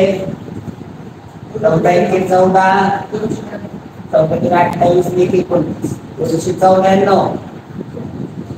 92 कसं रे? चुकला असतं म्हणून तर मी बघतो 9 4 13 6 3 1303 2 1 3 1333.5 आहे का? क्रमांक 3. 1.5 लाख रुपयाची 4 वर्षाची रास 1,99,500 होती. तर व्याजाचा दर किती? एका चक्रवाढ म्हणलेला सरळ व्याज आहे. राशीमधनं 1.5 लाख वजा केली तर किती? 49,500 व्याज आहे. डायरेक्ट व्याजाचं सूत्र माहिती आहे ना? व्याज गुणिले 100 49,500 गुणिले 100 भागिले मुद्दल 1,50,000 गुणिले काय दिलेलं आहे? कालावधी 4 वर्ष. व्याजाचा दर येणार 4 वर्ष 5 वर्षाचे 15,000. ओके. जे मदक भागिले 100 आहे ना ते सूत्र आहे. व्याज हे भागिले 100 इकडे गुणिले 100 घेतला ते मुद्दल आणि कालावधी इकडे घेतला गुणिले होता तो भागिले. तर 1 2 3 4 0 2 2 4 0 गेले. 15 ने भाग जाणार आहे. 15 3 45 15 3 45 4 ने भागल्यानंतर काय दशांश 8.25 हा व्याजाचा दर आहे. पुढे x अधिक y बरोबर 6.8 x अधिक y बरोबर 6.8 आणि x वजा y बरोबर दिलेलं आहे 1.2/5 बरोबर x अधिक y आणि x वजा y ची किंमत दिली. दोन संख्येची बेरीज आणि फरक दिला. हे कशावर चिन्हात करा. ते सर्वच 5 1 5 2 7/5 केलं तर कशावर चिन्हात काय येतं? 1 दशांश चिन्ह 4 येते ना? बरोबर आहे. दोन संख्येची बेरीज आणि दोन संख्येचा फरक दिला तर मोठी संख्या x आहे आणि x वजा y. मोठी संख्या काढायची असेल तर दोन संख्येची बेरीज अधिक फरक भागिले 2. लहान संख्या काढायची असेल तर दोन संख्येची बेरीज वजा फरक भागिले 2. किती सोपे. मग 68 अधिक 14 केले तर 82. 8.2 भागिले 2 केलं तर 4.1 मोठी संख्या झालं गणित. एवढं सोपं गणित आहे. हे तुम्हाला फिरवून अवघड करून दिलेलं आहे. यांची गुणाकार व्यस्त संख्या वजा 4/3. यांची किंमत काय आहे? यांची गुणाकार व्यस्त वजा 4/3 डीएनची किंमत काय तर 3/4. मग आपल्याला काय सांगितलंय 12 डीएन बरोबर -3/4. एन आपण 12 आपण एन सांगितलं याची किंमत 12 आपण -3/4. आता हे जेव्हा लक्षात ठेवा हे काय अंशाला द्यायचं असतं भागिले म्हणजे उलटून गुणिले करावे भागिले 3/4 म्हणजे उलटून गुणिले करावे 12 गुणिले -4/3 छेद काय म्हणजे 1 असतो 3 चे 3 3 चौक 12 4 आणि -4 चा गुणाकार काय -16. ओके चला पुढे 66 कोणती दोन विधाने सत्य आहेत हा 2 आणि 3 4 व 6 ज्या संख्यांना पूर्ण भाग जातो त्या संख्यांना 24 ने भाग जातो 4 ने 6 ने भाग झाला 12 आहे 12 ला जातो 24 ने भाग नाही म्हणजे पहिलं चुकीचं आहे मला 24 चे फॅक्टर सर 12 4 आणि 6 ने तर 4 आणि 6 ने जातो 24 ने जातो नाही त्याचे फॅक्टर बघायचे 24 चे फॅक्टर का 2 4 6 12 मी इथं म्हणलं काय पाहिजे 12 ने आणि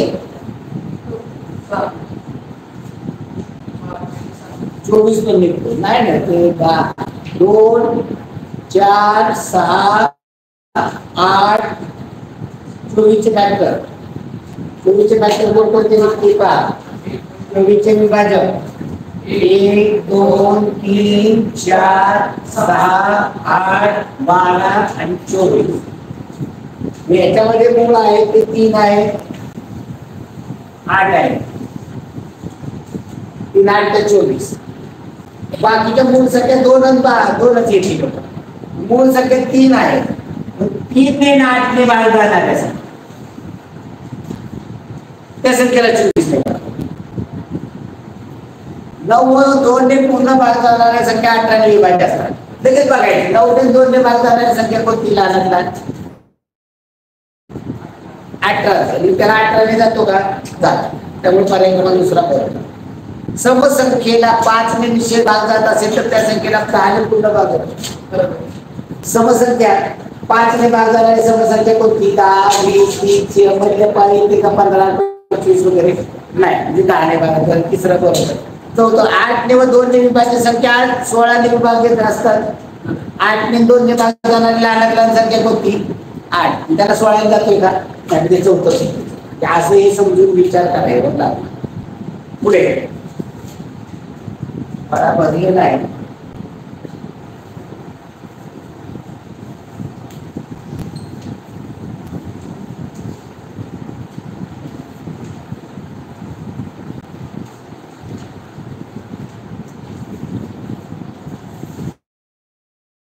हे समभुज चौकोन आहे याला अजून एक समभुज चौकोन जोडलेला आहे या आकृती सारखी असं समजून घ्या या हाताने काढले त्याला काय पट्टी वगैरे वापरलेलं आहे आंतरकोनाच्या किती जोड्या आहेत समभुज चौकोनाच्या काय असतं बघा समोरासमोरील बाजू कशा असतात मात्र एक जरा ही बाजूला ठेवूया आपण त्यात आंतरकोनाची जोडी किती होईल एक आणि इकडे एक 2 आणि बघतोय आपण बघतोय इथे वाढवलं पुन्हा 3 4 झाल्या अशा आता अशा बघितल्या तर वाढताय इथं 4 होत आहे एक यालाच 2 याला ही 30 इथं 3 झाल्या इथे 3 इथे 3 6 4 10 बरोबर आहे का 2 रेल कागदातून 2 क्रॉस कागदापासून वह्या तयार केल्या 20 दस्ते कागद इतर कामासाठी वापरतात किती शिल्लक राहिले दस्त्यामध्ये पण आहे ग्रोस मध्ये पण आहे डझनात पण आहे 2 रेल एक रेल मध्ये किती असतो कागद 40 डझन 480 कागद तर 2 रेल म्हणजे 900 सुट्ट्यामध्ये करून घ्या सगळं सुट्ट्या सोडा मग ते सोडवत आहे म्हणजे एक ग्रोस मध्ये एक रिंग मध्ये 40 डझन म्हणजे 20 दस्ते म्हणजे 40 गज म्हणजे 480 कागद. तुम्ही तिन्ही पण याचं कळलं पाहिजे. एक रीत म्हणजे 40 गज म्हणजे 480 कागद, तर 20 दस्ते म्हणजे 480 कागद. 2 निमित्त म्हणजे 960 कागद आहे. त्यानंतर 2 ग्रोस, एक ग्रोस म्हणजे 12 डझन, 2 ग्रोस म्हणजे 288. एवढे कागद वह्या तयार केले. 8 गेले 2 राहिले, 8 16 9 गेले 7 राहिले, 9 3 गेले 600 कागद. 20 दस्ते कागद इथं काम आहे. एक दस्ता म्हणजे 2 डझन. 20 दस्ते म्हणजे 40 डझन ते 480 कागद इतर कामासाठी वापरले. वजा करून टाकणार. ते पहिल्यांदाच केलं असतं तरी चाललं असतं. 12 प्रश्न केले 2, 17 8 गेले 9 राहिले, 7 4 7 5 गेले 192 कागद राहिले. 192 डझन केले तर भागिले 12 केले तर 12 × 12 16 डझन आहे का मध्ये? आणि 16 डझन म्हणजे 8 पहिला आणि दुसरा. गोलाकार पारदर्शक चेंबरची त्रिज्या 10.5 सेंटीमीटर. तर अर्धा भाग पाणी भरण्यासाठी किती पाणी? म्हणजे काय करावं लागेल? गोलाचं घनफळ काढावं लागेल आणि त्याचं निम्म तर अर्धाच भरायचं. गोलाचं घनफळाचं काय सूत्र आहे? 400πr³ आणि तो अर्धाच भरायचा म्हणून त्याला गुणिले 1/2 लगेच करून टाका. 1/2 गुणिले 4/3 गुणिले 22/7 गुणिले रेडियस 10.5. तर घन आहे 10.5 गुणिले 10.5 गुणिले 10.5. 7 गुणिले 1.5 1.5 गेले की इथं 2 मिनिटं 11 होईल.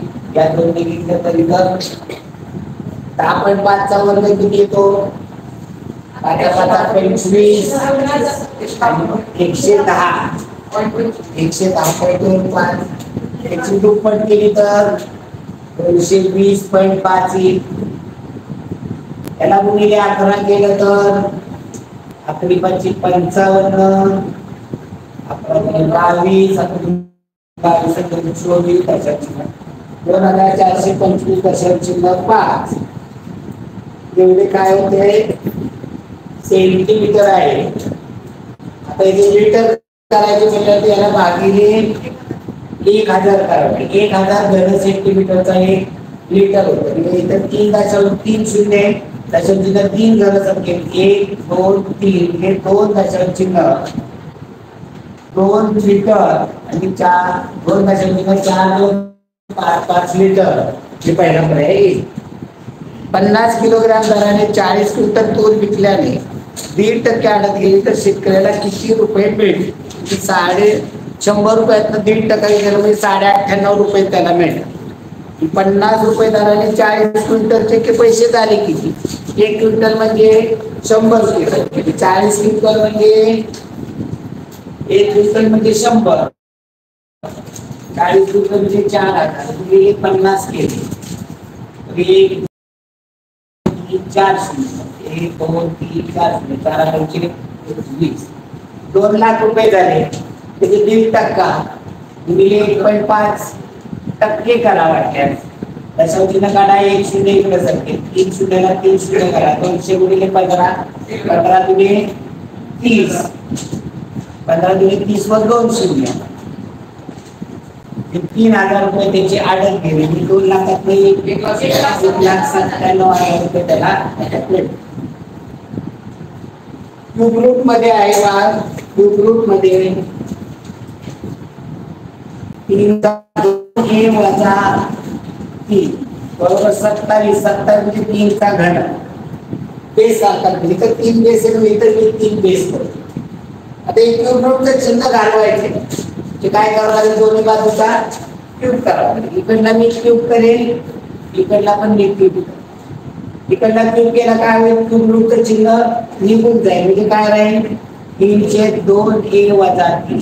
इकडे घातांकाचा घातांक म्हणजे 3/9. आता बेस सारखा बरोबरचं चिन्ह म्हणजे घातांकाचा असणार 7. म्हणजे 2a वजा 3 बरोबर 9.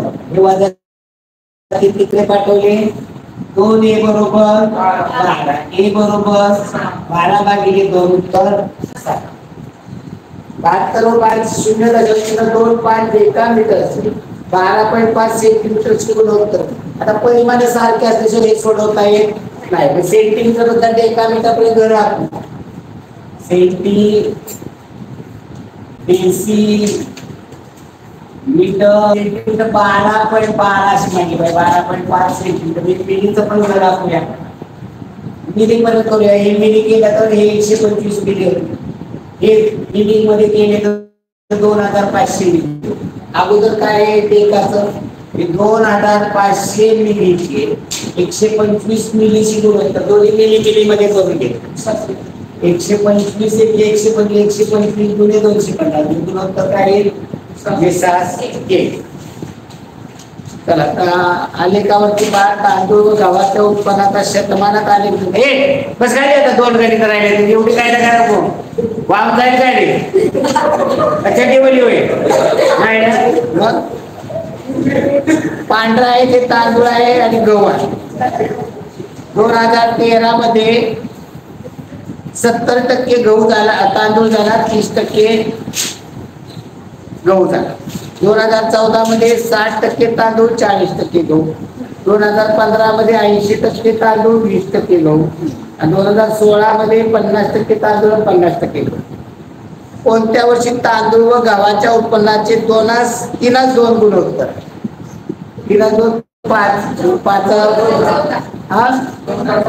2014 मध्ये संक्षिप्त 60 40 100 होते. 2014 मध्ये 3:2 गुणोत्तर होते. 2015 साली 56 क्विंटल उत्पन्न 56 क्विंटल झालं तर गहू किती झाला. 2015 मध्ये पहा गुणोत्तर काय आहे. 2015 मध्ये तांदळाचं 80:2 आहे. 80% तांदूळ आणि 20% गहू. 80-20 आहे म्हणजे संक्षिप्त रूप दिलं तर 8:2 आहे किंवा 4:1 आहे.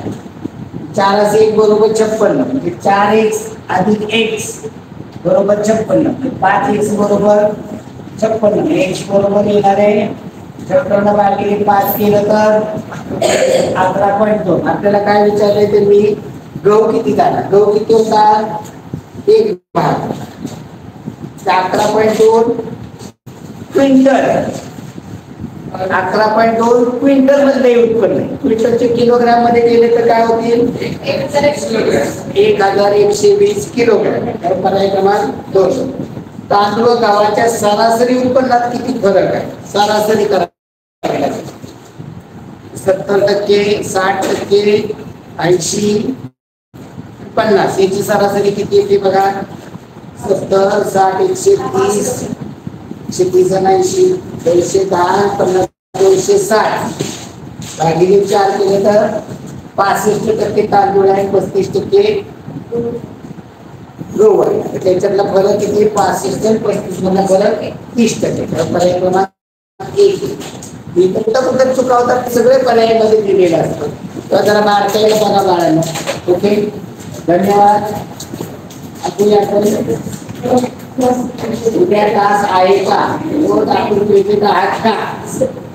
उद्या त्याला तासाचं टायमिंग काय करायचं बोलायला पण 9:30 ते सकाळी सुरू होतच की संध्याकाळी कितीला संपवायचं आणि या टायमिंगला जाऊ शकतो 3 वाजता. कारण आपल्याला मीटिंग घ्यायची आहे. मीटिंग मध्ये तुम्हाला सूचना द्यायची आहे ते शेड्यूल घेऊया. परवा दिवशी बघतो सुट्टी 5 वाजेपर्यंत